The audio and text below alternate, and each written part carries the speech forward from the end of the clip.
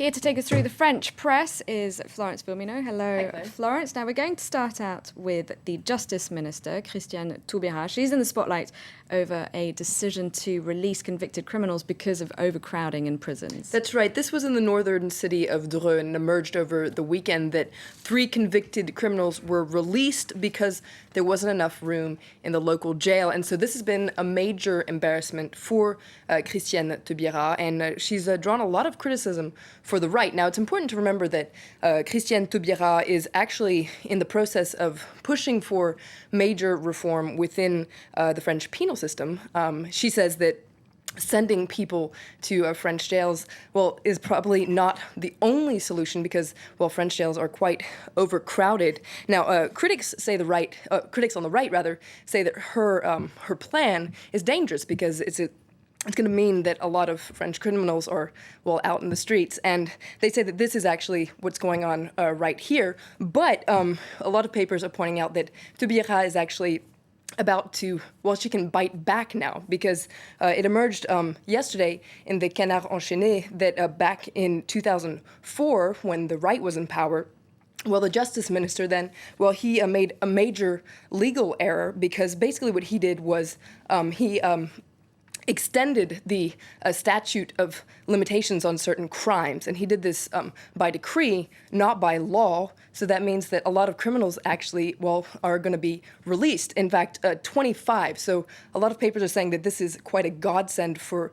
Taubira because it means that she has ammunition to fight back against the right. But Le Figaro points out that a lot of people on the right are saying that actually this is just a diversion because a lot of UMP people, for instance, are saying that she's acting out of bad faith, and this is quickly turning into a big scandal here in France. Now, looking at the left-leaning paper Libération, it's focusing on the decision in the US to close more than a dozen embassies abroad. That's right. You can see Barack Obama on the front page of Libération today, and Libération says that he's stepping up to the front.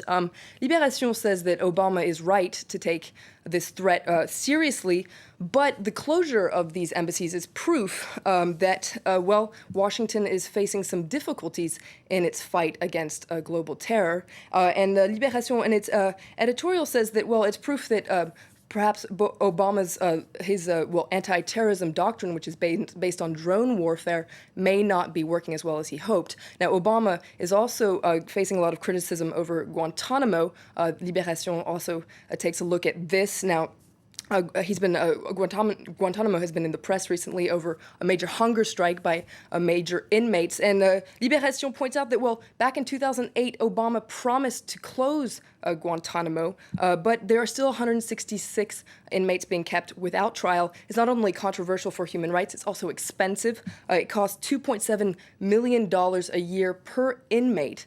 So Libération points out that, this famous prison is also Obama's biggest failure. And what are the papers saying about what's happening at Fukushima, that nuclear plant in Japan, where there's a new emergency? That's right. Libération once again takes a look at this, and they interview a man named Yannick Rousselet. Now, he's in charge of nuclear issues at Greenpeace here in France, and he visited Fukushima back in April. Now, he says it's hard to know just what's going on inside the plant, which is run by the Tokyo Electric Power Company, so TEPCO. And TEPCO has said that since May 2011, an astronomical amount of radioactive water has been leaking into the Pacific. But Libération said, Yannick Rousselet says that basically TEPCO is panicking and reacting to this by just putting Band-Aids on solutions instead of really looking at the broader picture here. Quick look at Rue 89. Yes, that's right. Rue 89, it's an important article actually in Rue 89 today about the Central African Republic, so the former French colony, which Rue 89 says is committing suicide and nobody cares. So Rue 89 takes a closer look at the situation and is actually quite critical of the Western media, especially because they don't seem to be really focusing on just how tragic the situation is. Okay, thank you very much, Florence, for taking us through the French newspapers. That's it from me for now. It's time for a short break. All the latest headlines coming up in a few minutes' time.